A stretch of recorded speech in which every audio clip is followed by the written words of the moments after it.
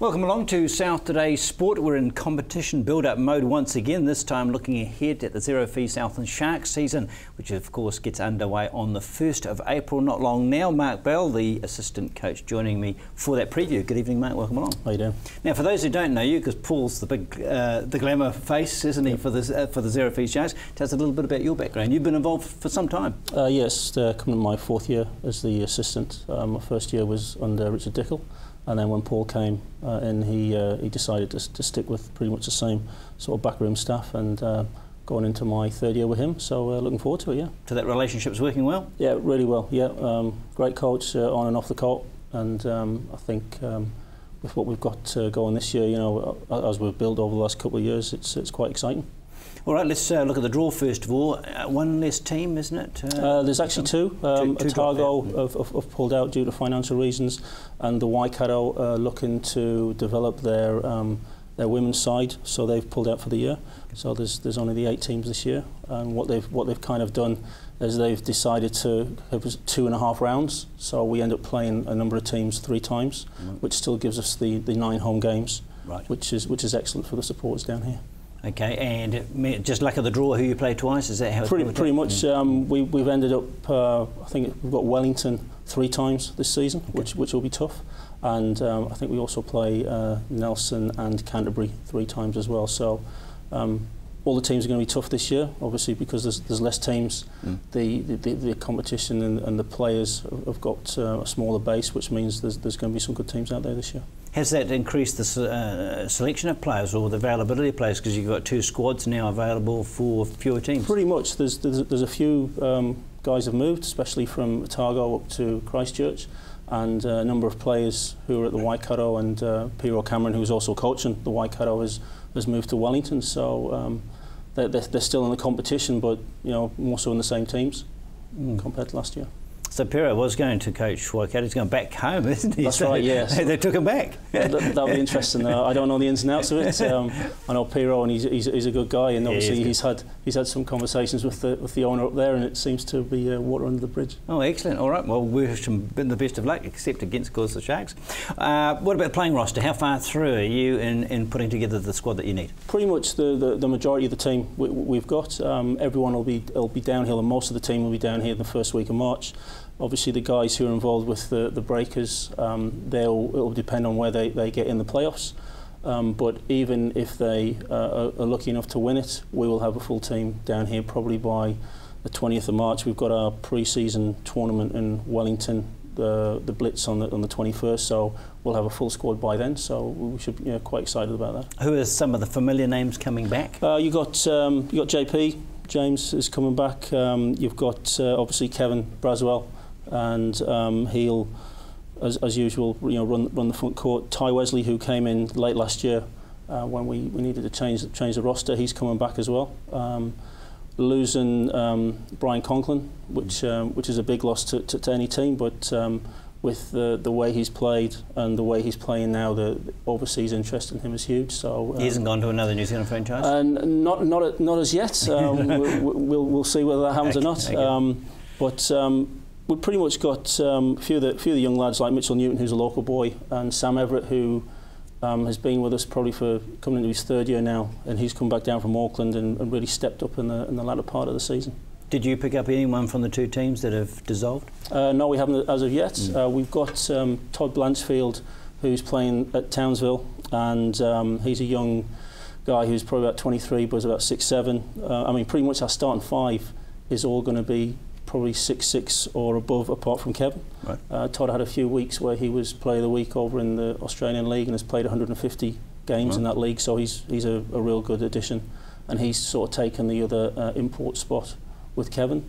And we've got Macevic, who's coming in, who's been around the league for a while. He's about 6'6", 6'7", played with Paul back in the Hawke's Bay, and has played for the Breakers, Perth, real good professional. Right. So he's going to come in and sort of bolster that experience as well. Right. So it's crucial, isn't it, in a team that has so short a time to build up, to get people in there who know the business. Definitely. I mean, it's only a 4-month season, so you need to really sort of hit the ground running. with the guys who are at the Breakers, the likes of Shay Ely, Dwayne Bailey, who's coming down for the first year, they're going to be quite sort of already ready and up to the play, where the other guys who've just really been training just to keep their fitness up. So having that combination should help. How difficult it is in basketball for the layman? You get a squad together, I think you said the 22nd game, playing on the first for serious. They're coming from different game plans, different styles, to pull them all together into a cohesive unit? It can be quite difficult. I think the beauty of what we've got is we've got that core team where they are playing plays that they've used in the past. And obviously with the 3 lads coming from the Breakers, a number of the stuff they use in the Breakers is obviously what Paul uses down here. So it's quite easy for them to sort of pick up our plays, instead of starting with a new squad.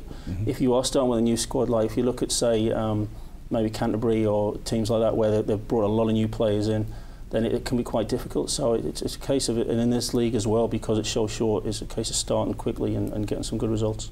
So 8 teams are playing for 4 playoff spots. Is that how it works? Pretty much. Yeah, it's a reasonable competition, isn't it? Oh, definitely. You got to be on your game most weeks. Pretty much. I mean, we found that last year. I think our first game of the season against Otago, we lost that game, and straight away the pressure's on.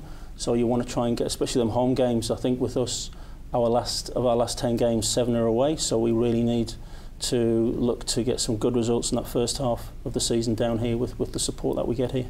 That's the key thing, isn't it? They keep coming back to watch it, don't they? Fantastic. I mean, I've been lucky enough to get around the country over the last 4 years, and we do have the best crowd. There's no doubt about it.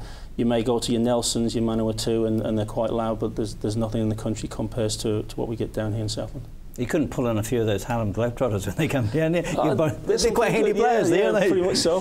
But isn't that a great reflection of the interest in basketball here, that's, I think, virtually sold out already? I think it's fantastic, yeah, it really is. If you turned around to me 10 years ago and told me that the Harlem Globetrotters would be coming and playing in Invercargill, I'd have thought you were pretty crazy, but it just shows the standard of the stadium, the support, and how big it's got down here, which is brilliant. And again, for those perhaps not familiar with the Globetrotters, they've been around 40, 50 years. They've been around a long time that model has worked so well, and it's survived the test of time. Definitely. The players that they get obviously have all been at a very high level, and then they go into with their trick shots and whatnot.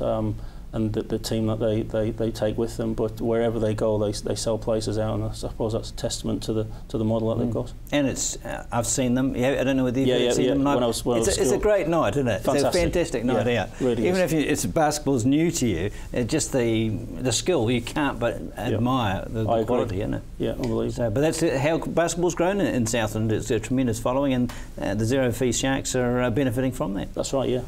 Cool. So the next stage is just finalising those last players on the roster and then putting it together? We've got a lot of local players who are training with the members of the squad that are down here now, and we've pulled in a lot of school players from all the schools, just really to give them experience to play with guys who are at that professional level. So we'll probably have 1 or 2 positions still available, sort of end of the squad, for guys who are working, who are living down here. We may still have some players come down from Otago to try out, but I mean, you've got the likes of Reece Smolensky, who has been involved with us for a couple of years, and he'll be looking to probably cement a place as well. And we've got a lot of young players who are coming through, probably a year or 2 away from that, but with all the good work that Kevin Braswell's been doing as a development officer, we've got some really good players coming through. And I think that's a testament to having a professional team down here, instead of them only seeing a professional team away on tournament. They get to see it every week, and when you see it every week and when you get to train with them, you then develop how hard you have to get to that level. So that's been a big positive as well. It's great having the local guy, because that does encourage you. If you see a team of complete outsiders, you think there's no pathway for you. But there's always been a pathway through the Sharks. Definitely. I mean, another guy who's coming back as well is Andrew Wheeler, who was injured last year, the local guy. So he's out training and looking good. And we've only been around 6 years, so it's a case of getting that benchmark and then bringing them players through as they learn and watch over the years. And hopefully in 10, 15 years' time, it will be a team of Southlanders. 6 years, 1 title, that's so far. That's a good strike rate. Pretty good. And a good competition. Mark, it's been great to meet you. I'm sure we'll talk to you throughout the season. Thank you. Right, we'll be selling tickets here, of course, at QTV for those Sharks matches, and there's 1 or 2 left for Harlem Globetrotters, but not many. Get down and purchase them today. That's the South Today tonight. We'll see you tomorrow.